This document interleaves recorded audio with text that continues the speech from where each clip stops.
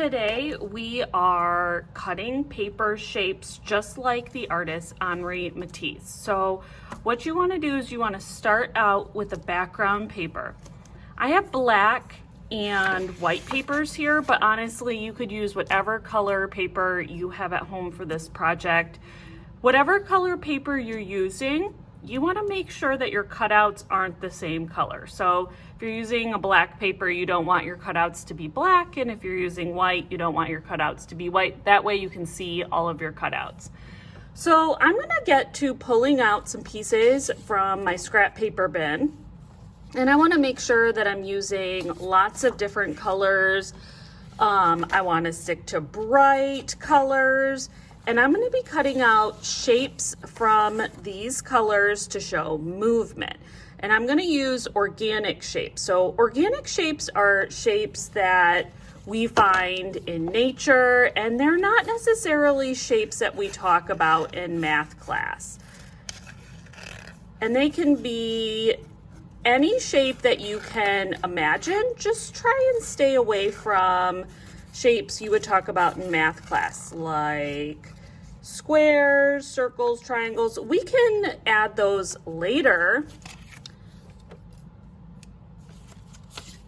but right now we want to stick to interesting, new, experimental shapes. Try and make some that are really big and some that are medium-sized. We'll talk about small shapes in a few minutes.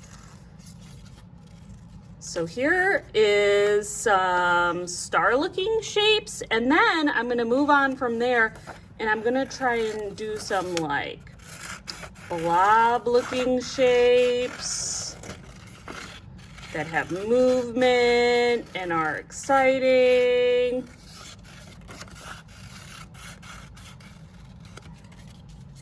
All right, I'm going to get started making more shapes. I'm going to be doing large and medium organic shapes only, and I'll be right back when I'm done with that.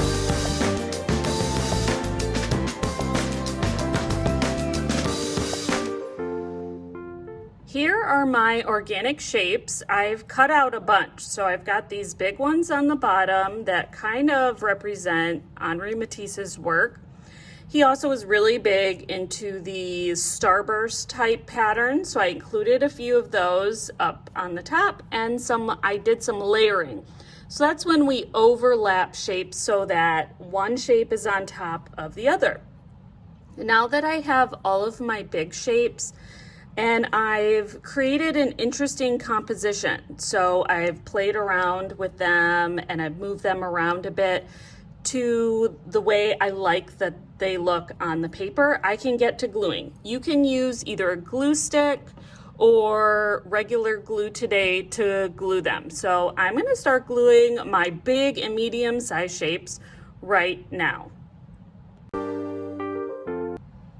Now that all my big and medium sized shapes are glued down, I'm going to start working on smaller shapes to kind of fill in the extra areas on my paper.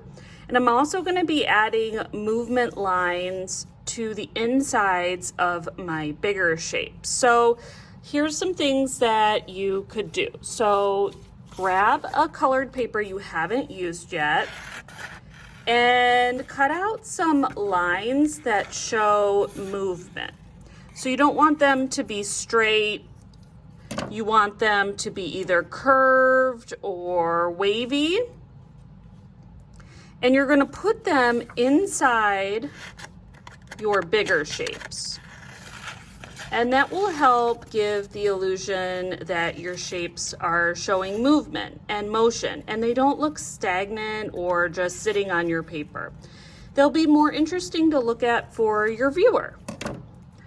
So I'm going to go ahead and keep cutting out some of these lines and include them in my bigger shapes.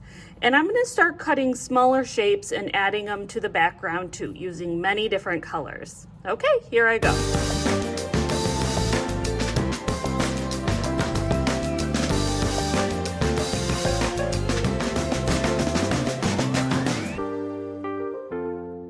Okay, so I've done a lot of cutting of these movement lines, and I've cut out some other shapes and overlap them on my paper.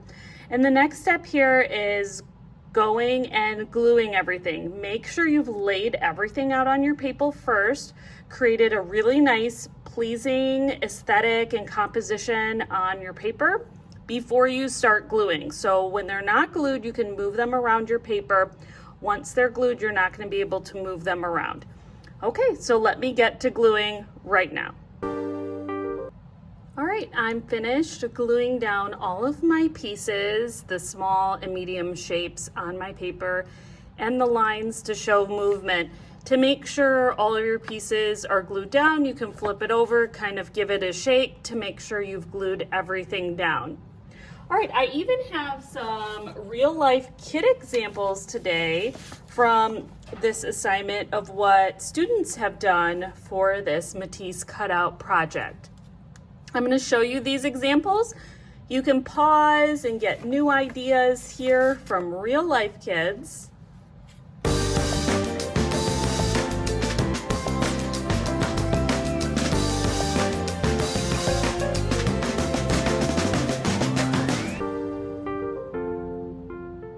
All right, artists, I hope you really enjoyed this project. I really enjoyed doing this project with you, and I'll see you next time.